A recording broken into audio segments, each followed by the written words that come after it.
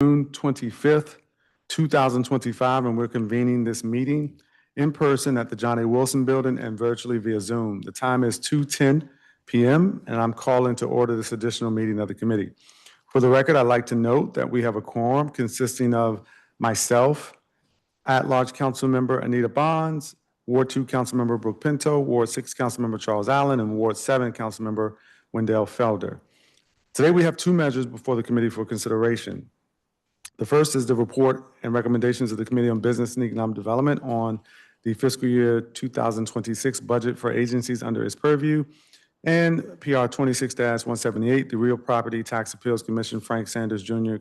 Confirmation Resolution of 2025.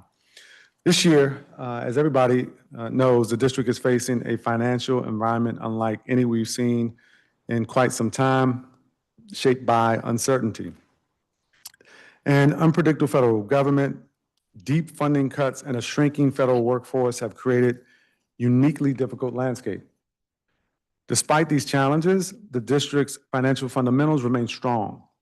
For the 28th consecutive year, our budget was balanced and our finances earned clean audit opinions, reinforcing our reputation for sound financial management. But in recent months, rapid federal policy shifts have disrupted local projections. The Chief Financial Officer forecasted average annual revenue declines of $342 million from fiscal year 2026 through fiscal year 2028, due in part to declining federal workforce, falling property tax revenues, and softer consumer spending. The General Services Administration's proposal to sell dozens of federal buildings here in Washington, D.C. only adds to the uncertainty, putting further pressure on our already fragile commercial office market. In April, Moody's reversed course and downgraded the district's AAA bond rating, not because of any action taken locally, but because of national instability and risk. And for the first time in over 2 decades, Congress omitted a provision that allows the district to spend at its approved budget level during a continuing resolution. That decision forced the city to initially consider $1 billion in mid-year cuts and revert to the previous year's spending levels.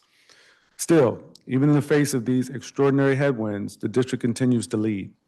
We remain a national hub for entrepreneurship, hospitality, innovation, and sports. And our strength lies in our ability to adapt.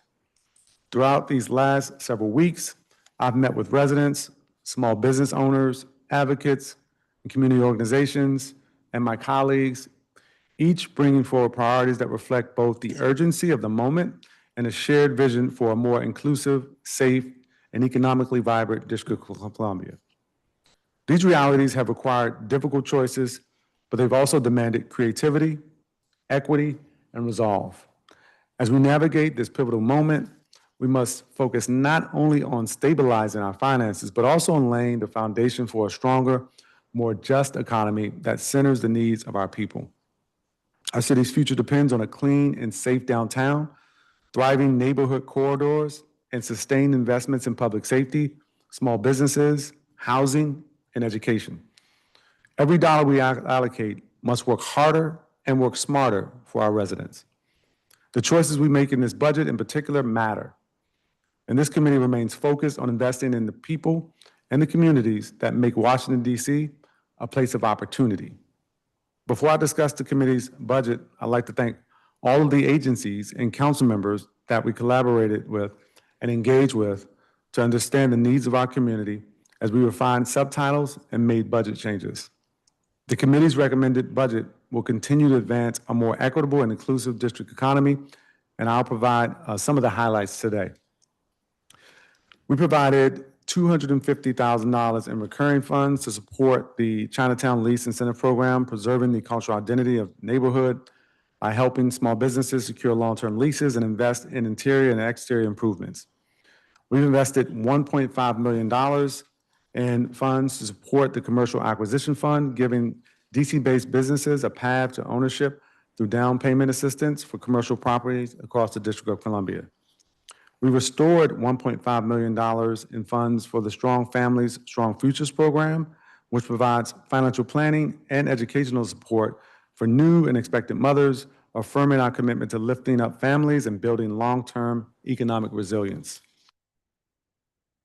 We've allocated $500,000 in funding to Events DC to support sports engagement and marquee athletic events that strengthen our economy and community pride, leveraging our assets like the Washington, D.C. Convention Center to bring world-class events to our nation's capital.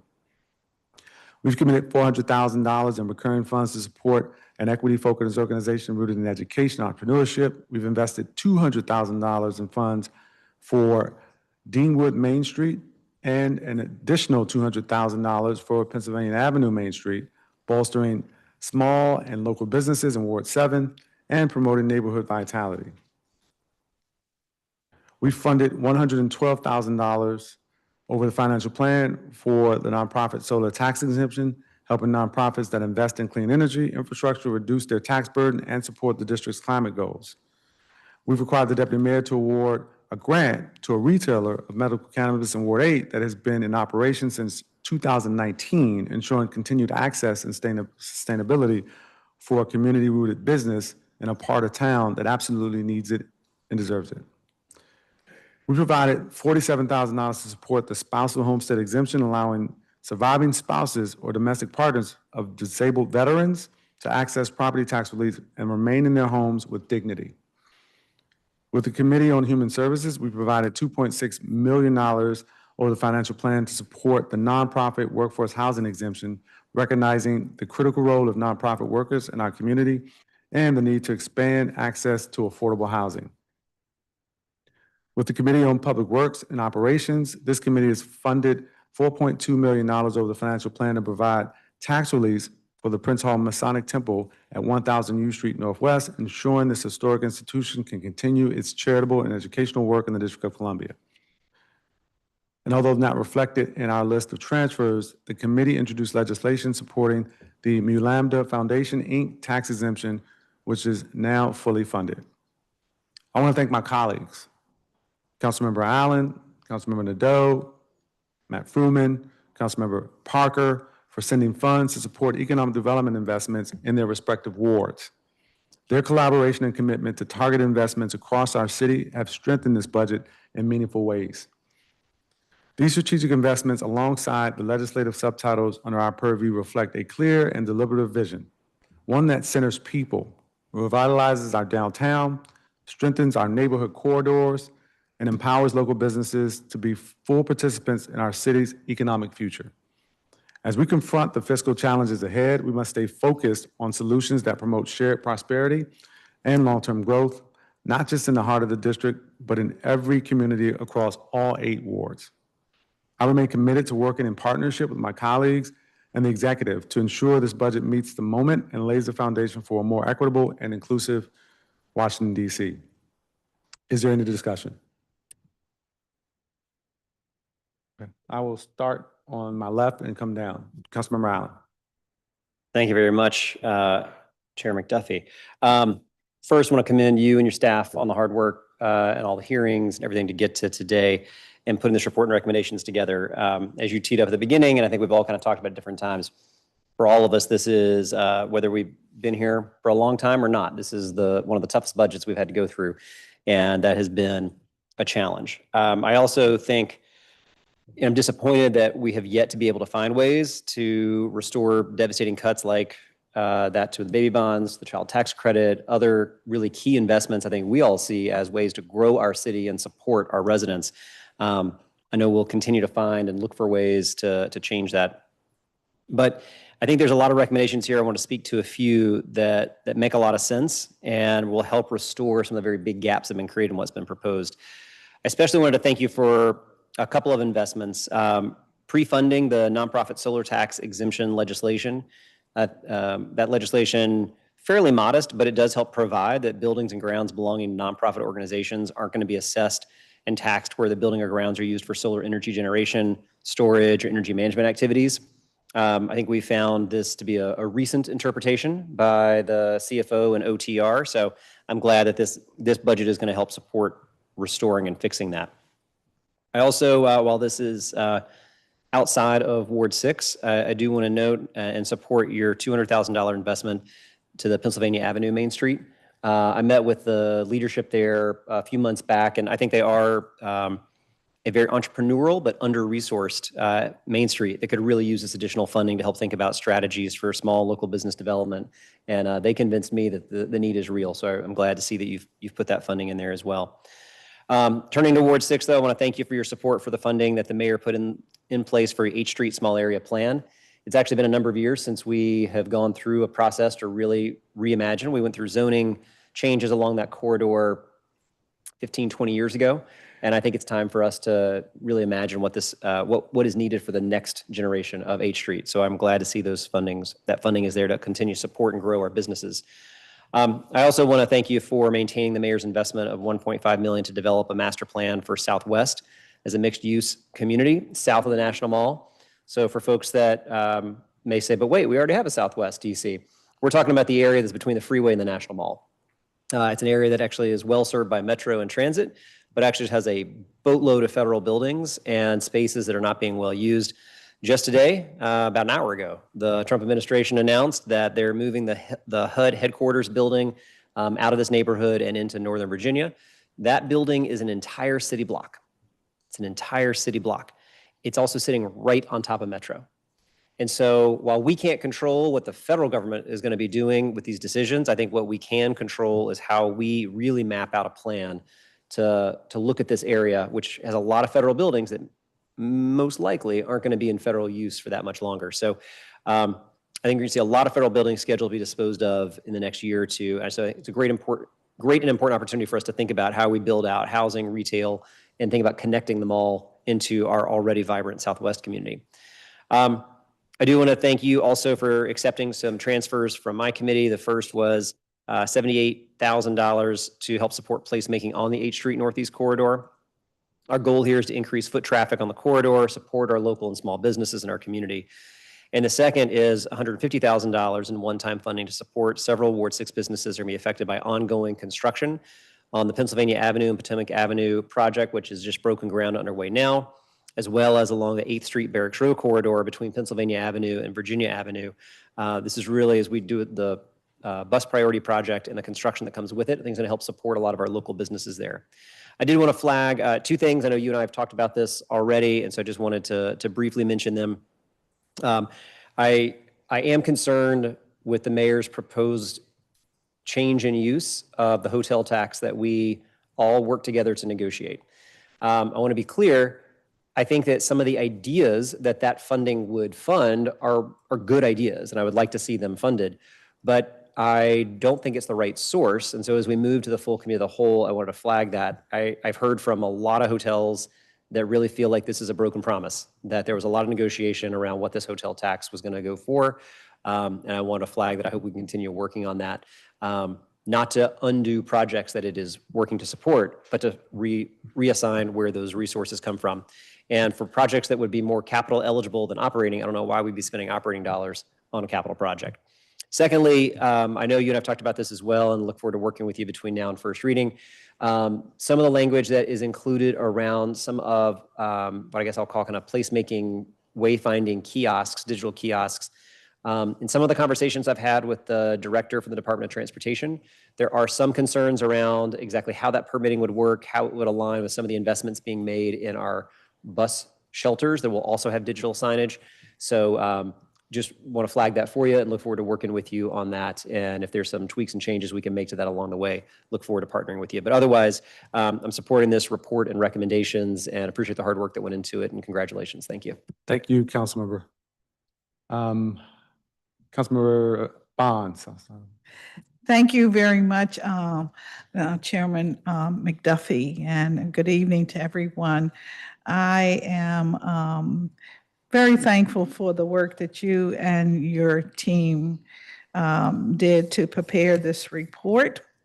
As you made clear, preparing for the FY26 budget has posed challenges, but strengthening our workforce, small businesses, and profit-generating projects are most and must-have priorities. These objectives altogether are vital to achieving a healthy, stable economy with excellent opportunities for growth again. Strong business and economic development hinges on spending built with a clear district eye for financial stability and long-term revenue. The mayor's FY26 budget proposes bold moves and strategies that direct the district to a path forward where we can build, reduce barriers to conducting business, and promote technology-driven growth to evolve with our current economic environment. It is my hope that residents find inspiration from the new technology investments and opportunities that this budget presents. And I certainly look forward to the programming and planning ahead that target jobs creation, attract new businesses, and generate new tax revenue. Let me just mention a little bit about the Office of the Deputy Mayor for Planning and Economic Development, who is poised to receive more than $41 million for economic development, including $9.8 million for business development and a Great Streets Initiative, and this increase of $14.7 million for something called sponsorships and incentives portfolio, which I hope you'll help me understand in the course of today's meeting that we're conducting. The proposed budget reflects a total increase of 9.8 dedicated to economic development under the Deputy Mayor's office. And therefore, my question is, are sizable expenditures focused on generating long-term revenue for our local economy and providing real value for our residents and visitors? I also want to flag the mayor's economic revitalization initiatives, the subtitle. I think subtitle I that poses to receive a $13.7 million grants and services targeting retail, historic parks, and other businesses within the Gallery Place and Chinatown areas.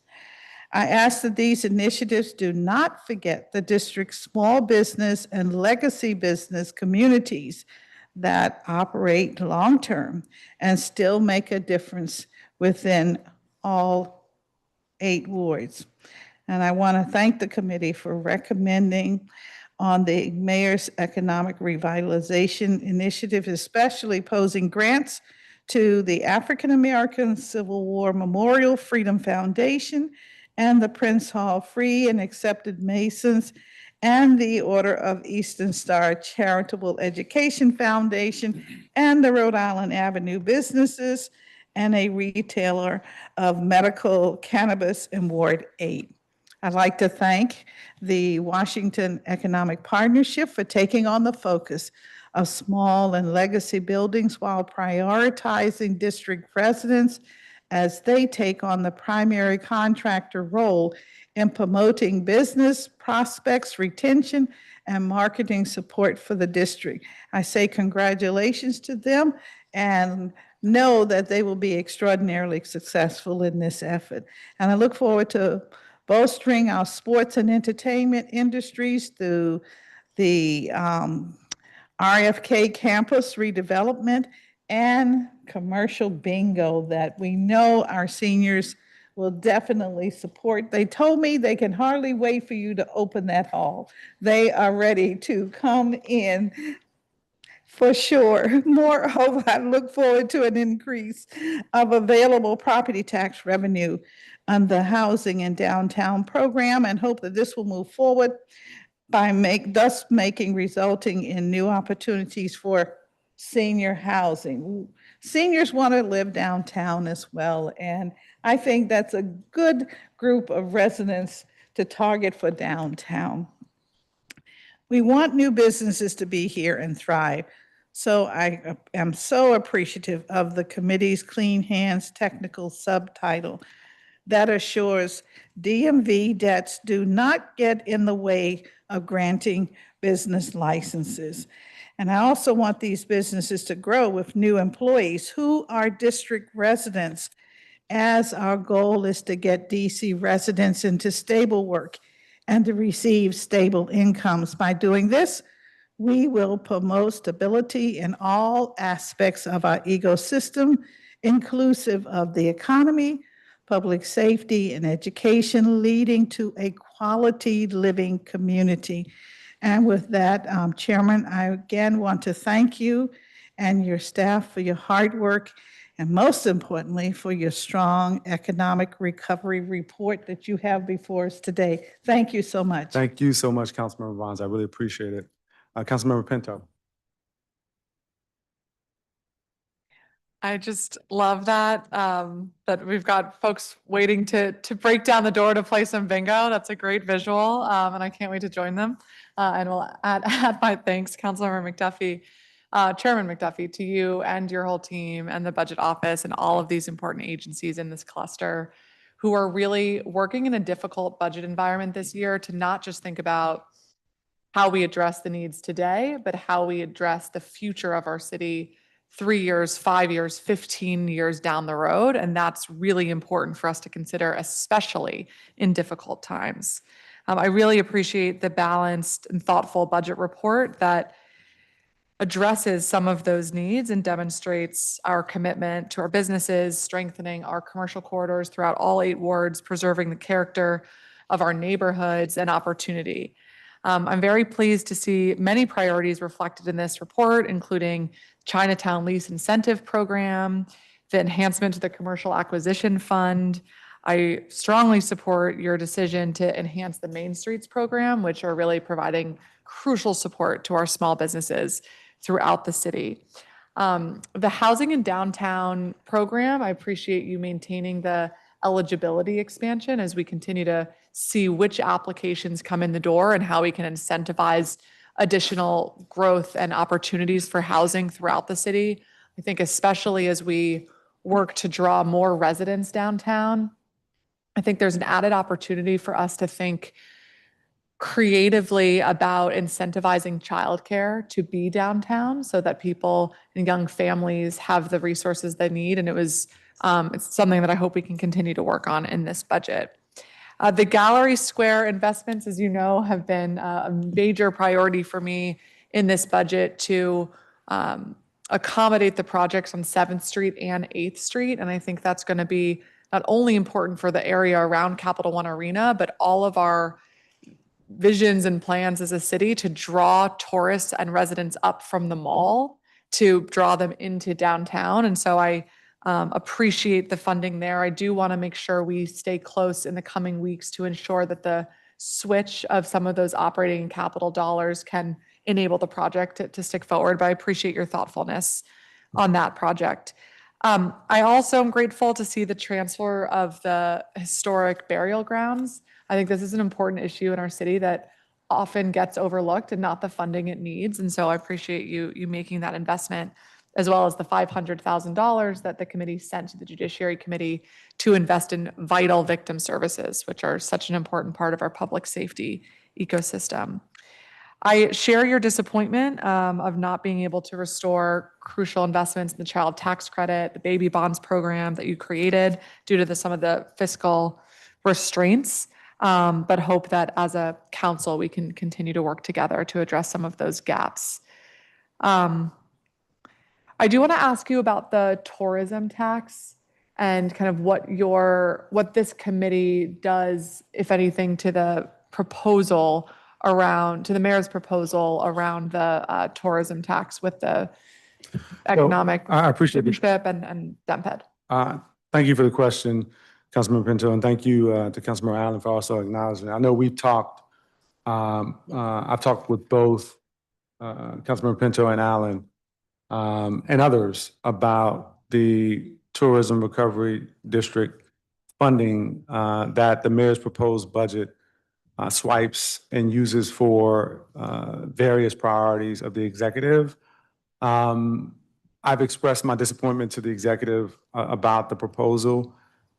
We were not able to identify funds to restore the Tourism Recovery District funding to go directly to Destination DC to continue the vital work that it's doing to attract to promote Washington, D.C., market Washington, D.C. for tourists. But we did make a recommendation in our report for the committee of the whole to identify a way to restore those funds, not to take funds away from the priorities that the mayor have laid out, because I support the priorities that the mayor has laid out.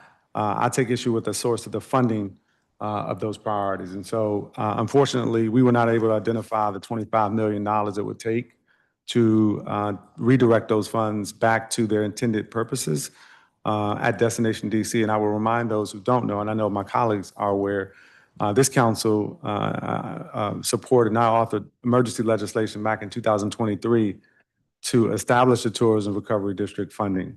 It was intended to further support our Destination DC to market the District of Columbia and our hotel, restaurant, hospitality industry, that recovery from the pandemic. And while we have seen strides, we've seen the numbers grow in the hospitality industry. We've seen more tourists come to the District of Columbia. We have not fully gotten the international tourism, but the efforts that Destination DC has taken, including opening up different offices internationally to market the district, have gained us some results. And so a long way of saying we weren't able to identify the funds. We hope that and would intend to work with the council, the committee of the whole, and the chairman to identify funds to redirect money back to Destination DC, while also funding the priorities that the mayor laid out as a part of her growth agenda.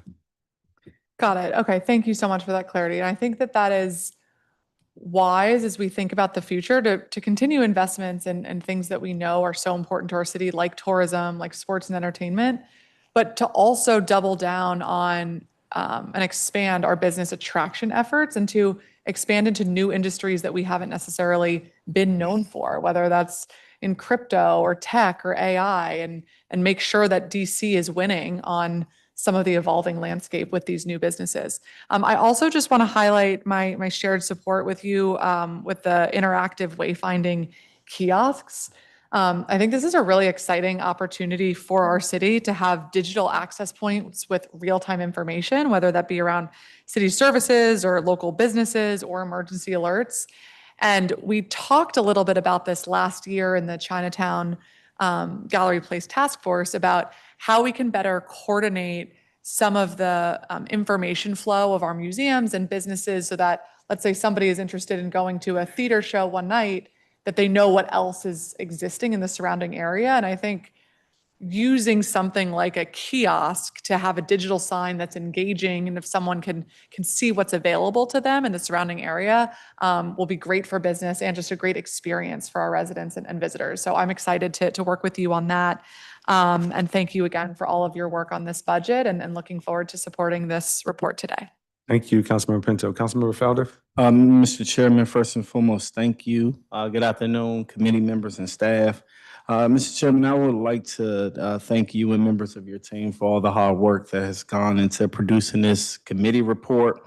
As the Ward 7 council member, I appreciate the committee making a commitment in the best ward in the District of Columbia when it comes to showing that economic development is a priority. And I believe wholeheartedly that it is Ward 7's time.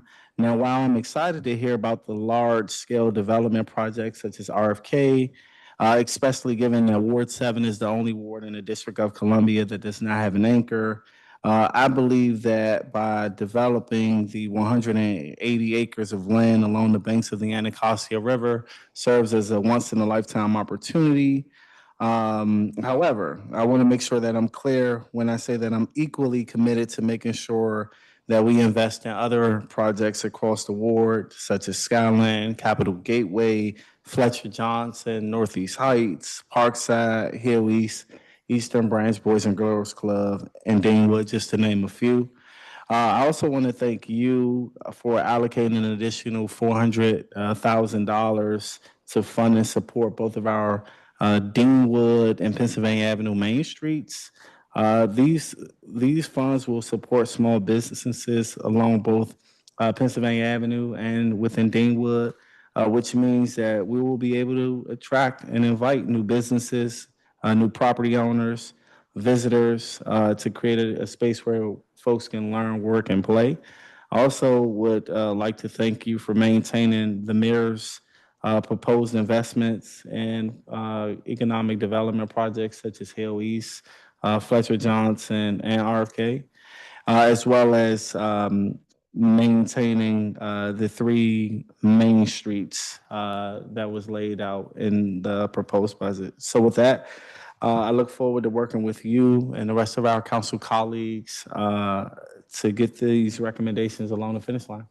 Thank you, Councilmember Felder, and thank you to all my colleagues. Before I move the committee report, the budget cycle is always a busy time for the Council of the District of Columbia, and each year brings its own set of unique challenges. The committee would not have been able to accomplish all that it has in this particular budget cycle without the following individuals. From the Council's budget office, the budget director, Jim Budoff, and her team, including Ann Phelps, Sam Hodges, Averill Caraway, Joseph Wolf, Andy Eisenlow. From the Office of the Chief Financial Officer's Office of Revenue Analysis, Deborah Fries, Alex Bird. From the Council's Office of General Counsel under the leadership of Nicole Streeter, Lauren Mendonça, as well as Renalco Alsop, as well as the support from the Office of the Secretary under the leadership of Nyasha Howard and Jermaine, Larry, Juan, Marquez, and the entire support staff team. And thank you most of all to my team who worked weekends, late nights, early mornings this budget season to make this all possible.